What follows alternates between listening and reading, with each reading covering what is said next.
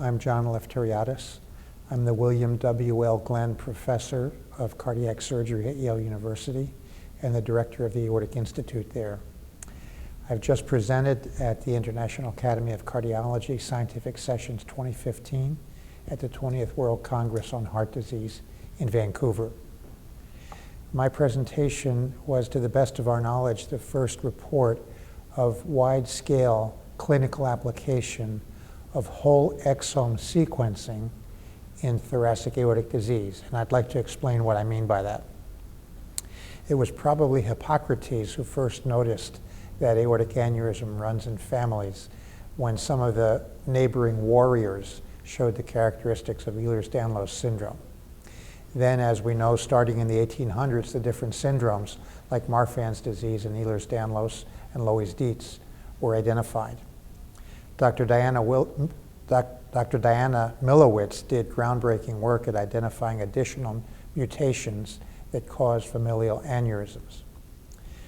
Now, you may recall that about 10 years ago, there was a race to map the first human genome.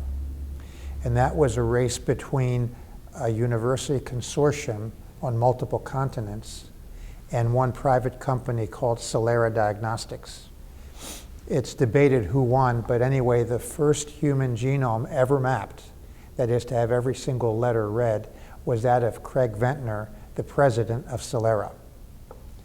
It cost hundreds of millions of dollars for that first mapping to be done. Since that time, the cost of mapping has come down dramatically. It's now about $7,000 per individual. So what we did was we applied whole exome sequencing, that is, reading every genetic letter of the genetic code in the coding region of the genome, the most important region of the genome.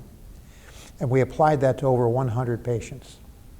And we found it very, very helpful. We identified a lot of known mutations and a lot of heretofore unknown mutations. We feel this is the wave of the future. This can be helpful in multiple ways. First of all, it can identify the particular mutation that a given patient has, so we can provide personalized care. 3 out of the known mutations can dissect at a very small size, so having that genetic information is very useful. Secondly, it can help to rule in or exonerate the presence of aneurysm disease in family members. So, for example, a 5-year-old child can know whether he carries the same gene or not as his parent and be spared from lifelong monitoring. If he doesn't have the exact same letter change as his parent, then it's like it never happened as far as he's concerned. And thirdly, we anticipate that this avenue of investigation will rapidly lead to the development of a dictionary or encyclopedia of many, many, many more mutations that are known currently and advance the discipline in that way.